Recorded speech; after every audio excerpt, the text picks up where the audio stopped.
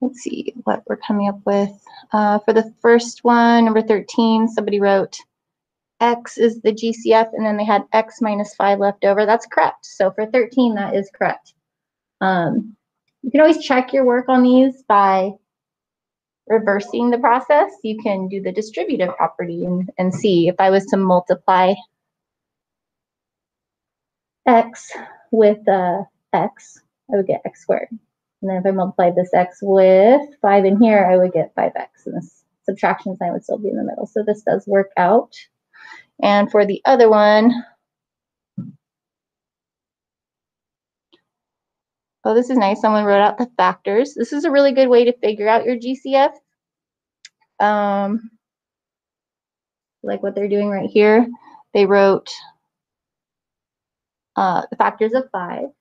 And 5 is a prime number, which means that its only factors are 1 and itself. Those are only numbers you can divide out of 5 evenly. And for 20, that has a lot more factors. That's a composite number. So 20's factors are 1, not 3, but 2, 5, 4, 10, and 20. So they're not exactly correct, but the one that you do need is the one that's in common with 5 and 20. It's the largest one, which is 5. Okay, so 5 is the GCF for number 14. There's no variable part to that because both terms don't have a variable. Only the first one has the variable. So if your GCF has a variable in it, there needs to be that variable that you can divide out of each term that you're factoring.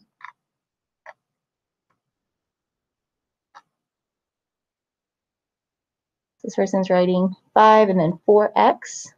That was right. This would be 4x, because if I divide 5 out of 20x, I get 4x.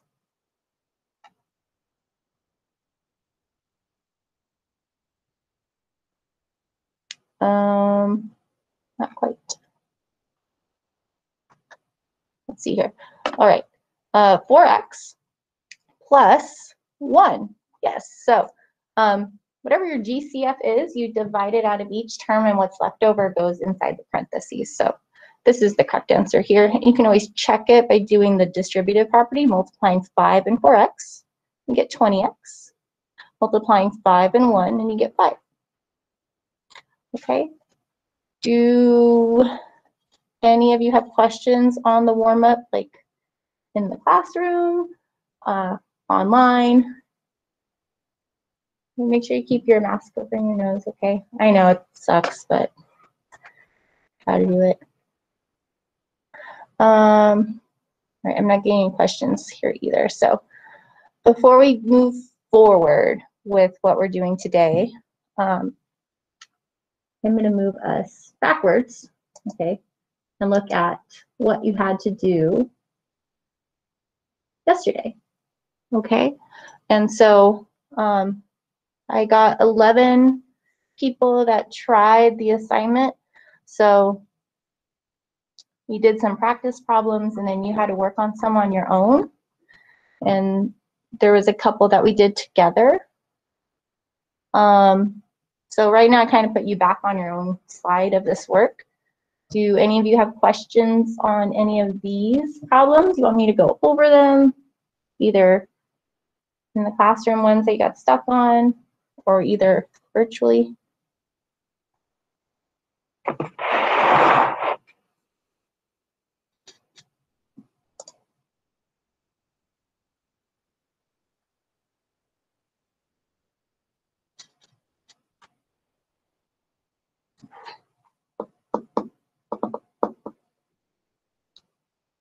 So I know there's got to be some questions because I didn't get everyone to do this.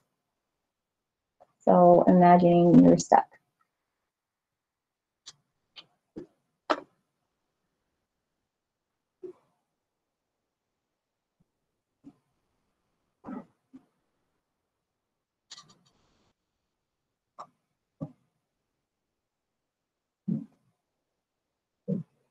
How about we just look at like number 10. You guys want to see 10? That one's kind of complicated looking, right? So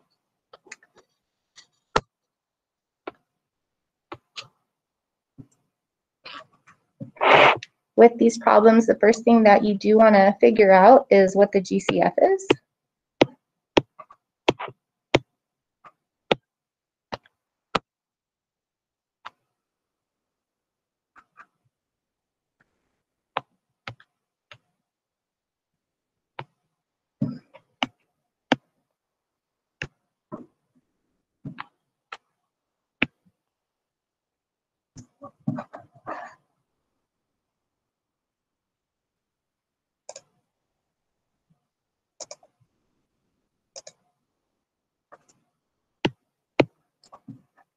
Computer's acting weird.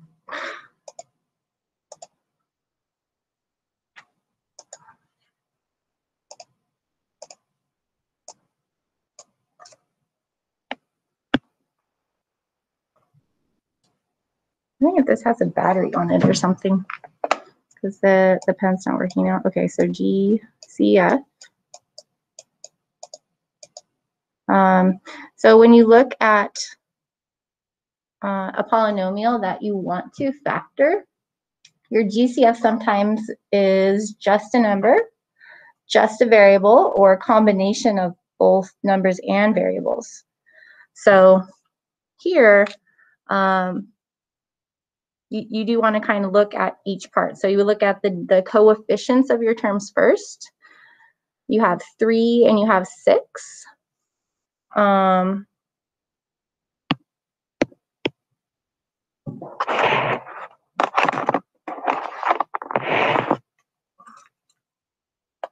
And so the greatest common factor between 3 and 6 that we could divide out both of those. Yes? So you would multiply 3 by 2 to get 6. But what we're looking for is, if I think about 3, its factors are 1 and 3. And then for 6, its factors are 1, 2, and 3. If we just look at the ones that they have in common, what's the biggest factor that they have in common? 3. 3 now, okay. So they had 1 in common, they have 3 in common, but we're going to use the 3 because that is the greatest one that they have in common. And notice I'm just using the absolute value of the coefficient. So 3 or -6, I'm just looking at the absolute value here, 3 and +6. But then you have to consider the variables. So the first term has x times x times x. The second term has x times x. So they do have x's in common. What's the greatest number of x's that they both have in common? How many can I pull out and divide out from each term? That it would be the same amount from each term that I could divide out.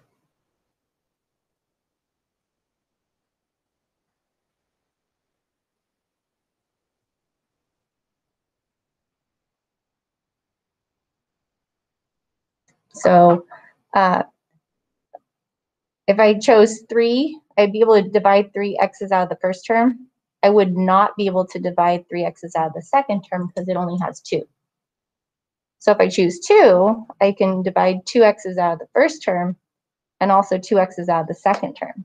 So there's 2 copies of x's that I can divide out that are in my GCF. So 3x squared. That is the GCF. And now with that, we can actually factor. So 3x squared. And then we're going to have in parentheses, we'll bring the subtraction sign down. We're going to divide each term by the GCF.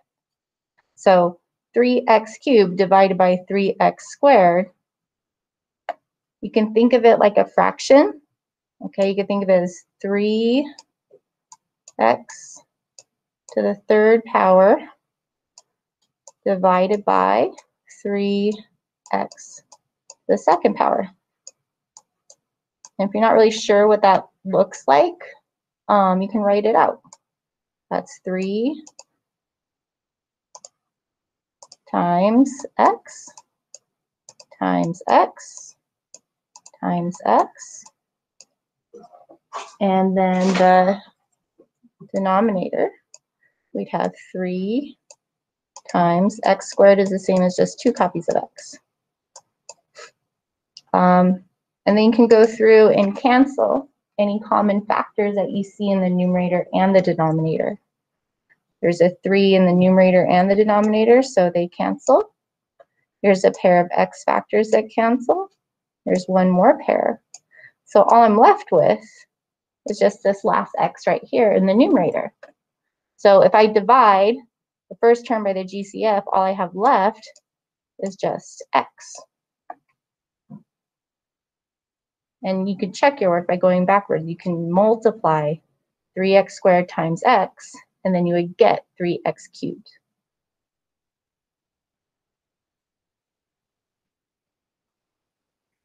You can do the same thing with your second term, okay? 6x squared divided by 3x squared. Well, you think about what common factors can you divide out and cancel, and then what's left over.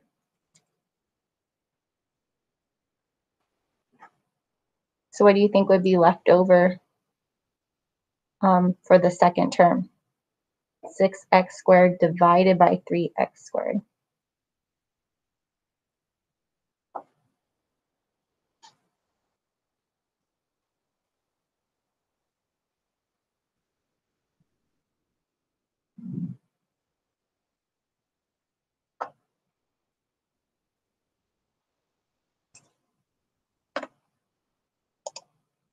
So if I write it out, 6x squared divided by 3x squared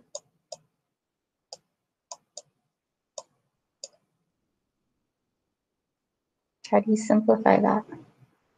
You can expand it like I did over here to 2 times 3 times x times x. I expand this to 3 times x times x. If you cancel everything that's the same in the numerator and denominator, what's left over? 2? Yeah, you're right. Just 2's left. So just 2. Because 6 divided by 3 is 2. And you have x squared here and x squared here, so those cancel. So it's just 2.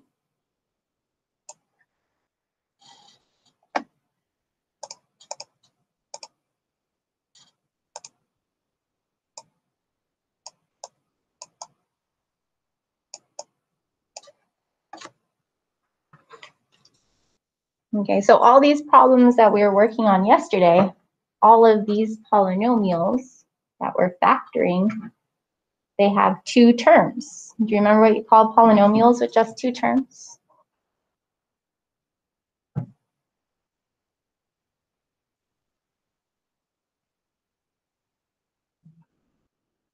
have their own special name. Binomials, yeah. So if you think about like a bicycle that has 2 wheels, a binomial has 2 terms.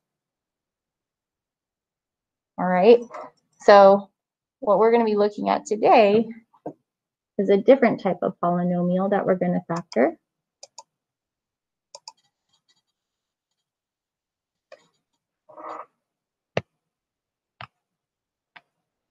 How many terms are in each one of these polynomials? How many pieces are added together here?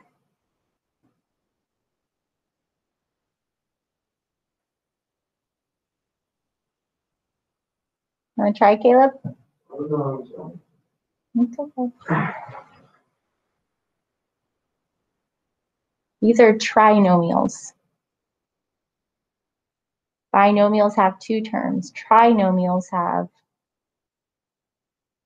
3. Yeah, 3 terms. Okay, so we're going to still follow the same steps that we had yesterday for factoring. You got to first figure out what the GCF is. second, you're going to have to divide the GCF out of each term. And then third, you write your answer factored. So when you factor, your finished answer should look like a multiplication of two things. Can I go get a loaf? Yeah, go ahead. All right, so same idea. We just have to make sure our GCF is the GCF of all three terms. So if I look at the first one, we have negative 5x minus 15 plus 20y. They all have a coefficient. We have negative 5, negative 15, and 20. So we're probably going to get some number as our GCF. Will we have a variable part? If you look at the variables, the first term has an x. Second term has no variable. And the third term has a y. Do you think we'd be able to factor out the same variable from all three terms? You see the same variable on all three terms?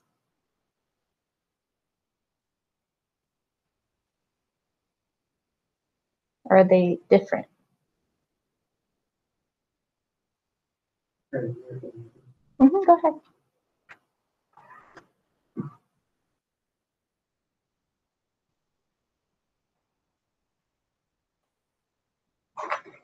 Let me see if my pen charged enough yet to write. Oh, good. It's starting to write a little bit. Okay. So if we look at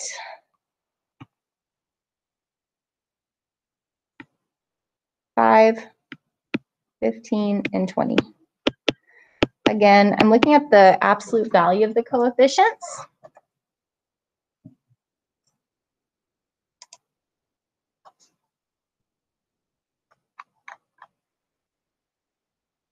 And I'm going to write the factors out of each one. So this is one way to do this. You can also, once you get better at this, just do it in your head. 5 is prime, so 1 and 5 are the factors. 15 is composite, 1, 3, 5, 15. 20 has lots of factors, 1, 2, 4, 5. It's divisible by 10 and by 20.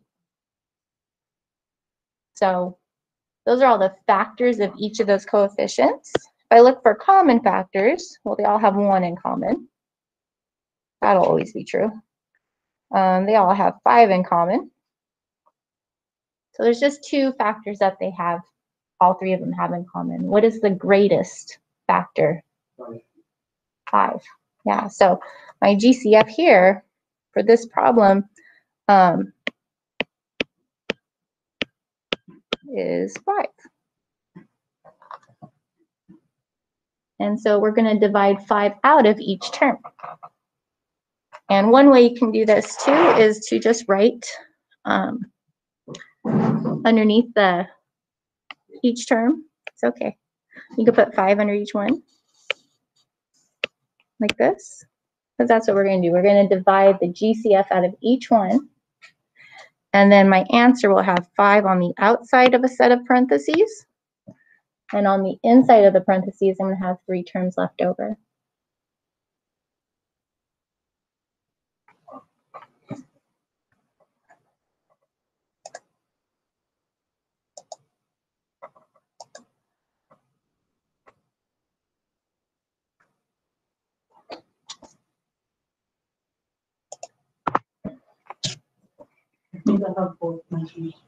Okay, so for just simplifying this right here, what does that simplify to? 1, -1. Negative 1. Is there a variable there? No. Oh, yeah. Yeah, there's an x. Okay, because the 5 and the 5 divide out. They cancel. They're common factors. So you're just left with negative x. You can write negative 1x or just negative x. The middle term. Negative 3. Yeah. 15 divided by 5 is 3. And you have that subtraction sign there, so negative 3. And positive 4. Okay, so 20 divided by 5 is 4. Do we have a variable? Yeah, the y. All right, so that's one way to factor that. Another way to factor that is to divide out -5 from all three terms. And it would look a little different. So if you tried to do that, it might look a little different. That would also be correct. But you know, as we work with more and more factoring, you're going to see that, you know, sometimes the point of factoring is trying to change an expression to look a certain way so you can do other stuff with it. It's just kind of like one of those things that you'll see later.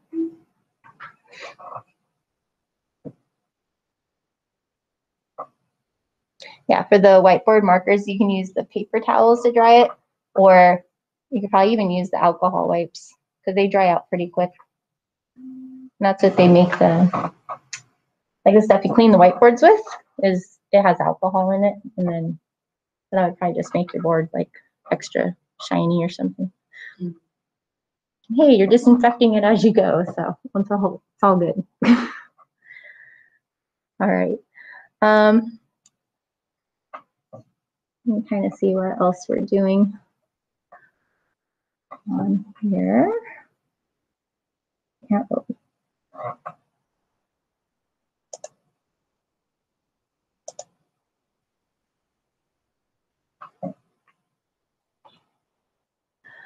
So yes, see, like this person here, they factored out -5, and that changed the sign. This became positive x, this became +3, this became -4y.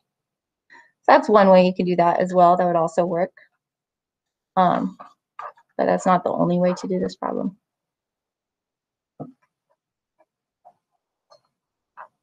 And then for the second one, what do you think our GCF is going to be for the next example? What factor is common amongst 10, 30, and 5? Is the biggest number we could divide out of all three numbers? Yeah, 5. So if you're raising your hand in auto or just telling me the answer is 5, you're correct either way. So yeah, our GCF here is going to be 5. And it is possible to make your GCF -5, but let's use 5 right now. And so basically you're dividing each term by 5.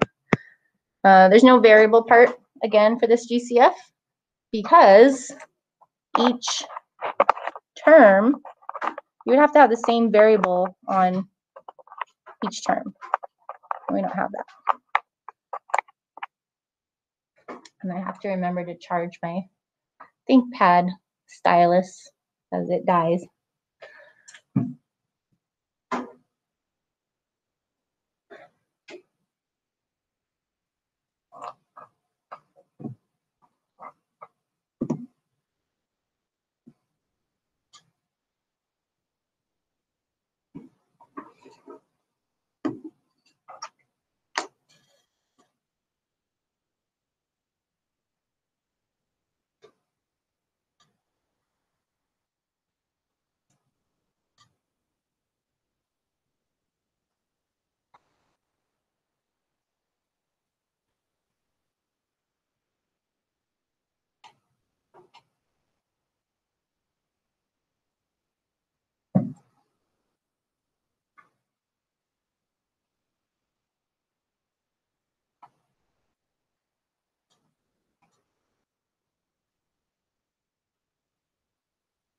So this is good. I like how this person, they wrote 5 in all the denominators for each term. It's basically what you're doing.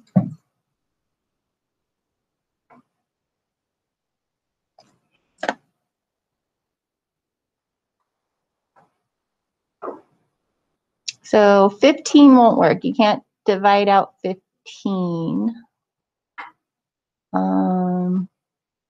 And because you started with 3 terms, you'll have 3 terms left over inside the parentheses.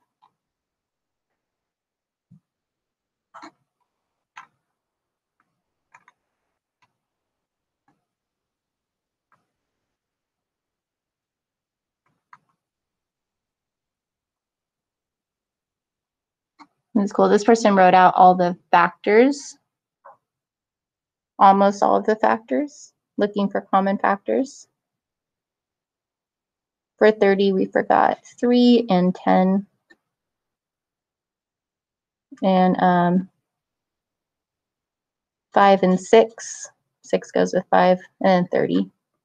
But they got up to where they need to go. So when you're doing this, if you look at the smallest coefficient and look for the biggest factor of that and work backwards, you don't always have to write out all the factors because it'd have to be a common factor of all of them. So if you start with the smallest one, it's either 1 or 5. If they all have 5, you're good. That's it.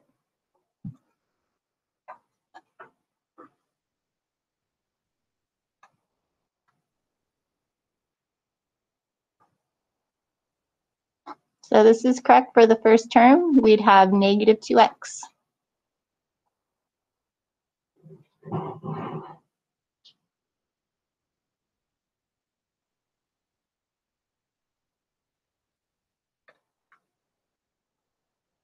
And plus 6y. And minus 1. Good. Yeah. Nice.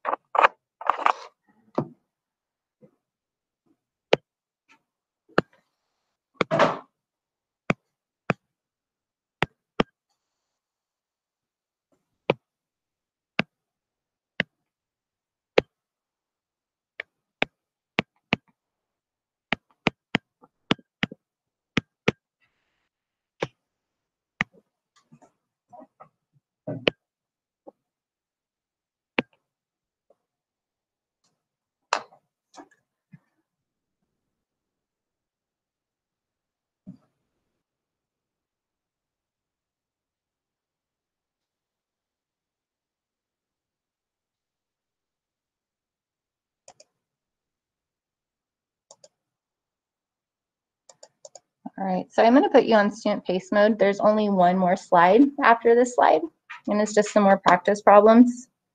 Do you guys have any questions about the current slide that's being projected? That makes sense? There's something you don't quite get?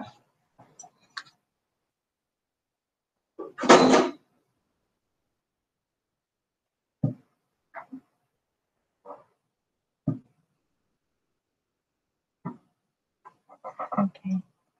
So I'm going to also go to the next slide. If you're still on that one, that's okay. This is kind of like a mixture of both trinomials and binomials. But I'm going to do the first one with you because we didn't see one like this yet. So this is a trinomial that we're going to factor, where the GCF is not just a number. It's a number and it has a variable part too.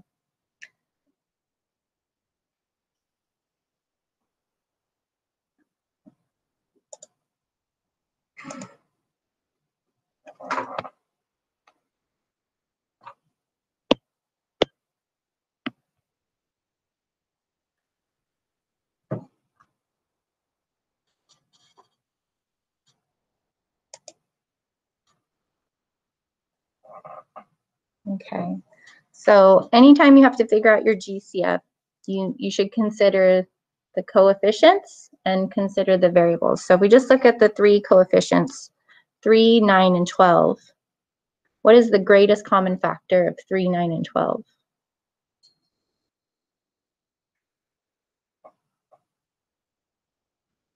Those of you at home can type in the chat too. Or even if you're here and you want to type in the chat, that's fine too. You can do that.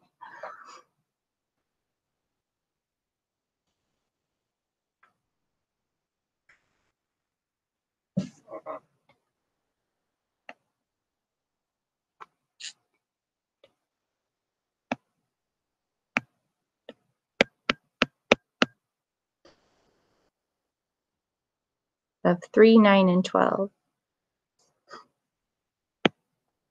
3's factors are only 1 and 3. 9 has more factors, it's larger. 12 has more factors, it's larger. But if I look at the smallest coefficient, well, it has to be a factor of all of them. So if it's a factor of the smallest one, my choices are going to be 1 or 3. So they're always all divisible by 1. 1's like the default GCF coefficient. What about 3? Are they all divisible by 3? Is 9 divisible by 3? Yeah. Is 12 divisible by 3? Yeah. So the coefficient part of my GCF is 3. And now I got to consider the variable part. First term has 4 x's. Second term has 3 x's. The last term has 2 x's. And so this is the first time we've seen a trinomial where we have the same variable showing up on each of the terms. They all have x's. Can I take and divide out 1 x from each term? Is that possible? It is. I could divide 1 x out. That's not the most I could divide out. Is it possible to divide 2 x's out from each term? Is there 2 there on each one? Yeah. Is it possible to divide 3 x's out from each term? You can't do 3 though, because the smallest exponent on the x's is that 2. So right here, because of that x squared, that's the smallest number of x's that they all have in common. So x squared is my GCF. So I am dividing 3x to the 4th power by 3x squared. Going to divide 9x cubed by 3x squared. And divide 12x squared by 3x squared. And then my answer is going to have 3x squared on the outside. And on the inside, I'm going to have 3 terms. Have subtraction and addition. So it's just figuring out what those 3 terms are after I divide.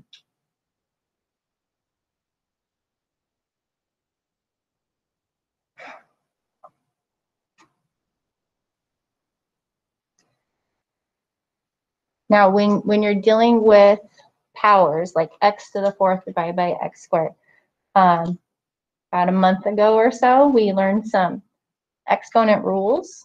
Okay, so x to the 4th divided by x squared it's when you have the same base of x, you just subtract 4 minus 2. But I also showed you guys you don't have to memorize those rules. You could actually just write it out. So 3 times x to the 4th is just 4 x's multiplied together.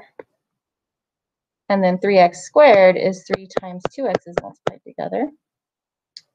And I could go through and cancel any common pairs.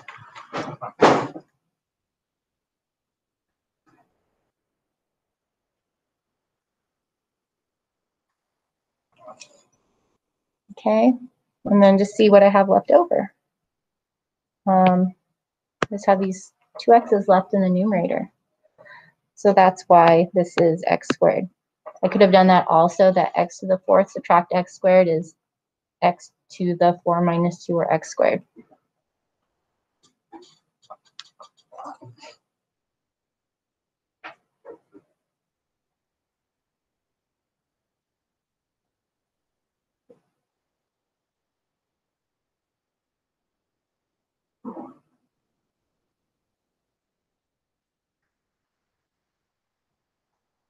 Okay, so those of you that are on the meet right now, if this makes sense and you think you could finish this on your own, you can leave the meet and continue working on this on your own. But if you have questions, please ask them.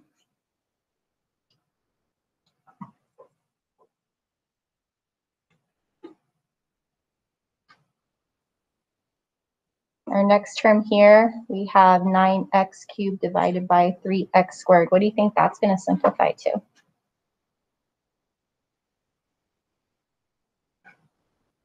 You have to divide the 2 coefficients and also divide the powers. 9 divided by 3 is how much?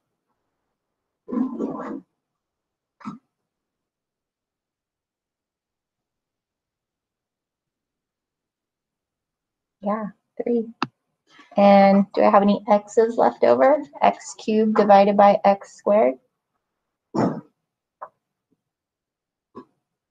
Yeah, how many x's are left? 1.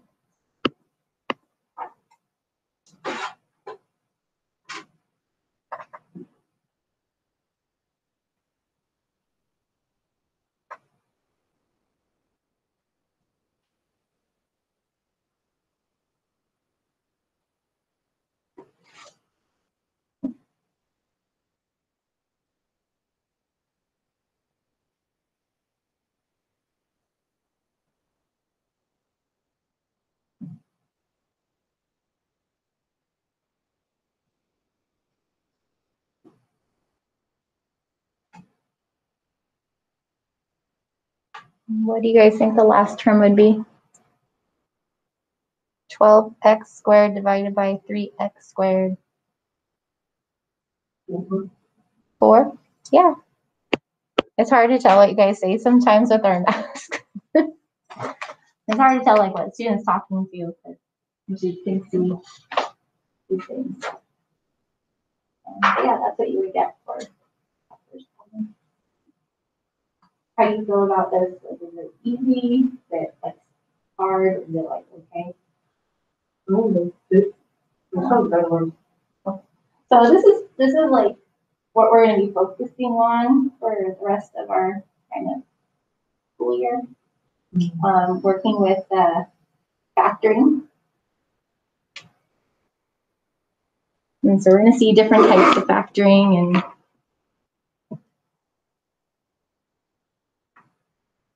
a lot of factoring. You guys do know the triad ends this week.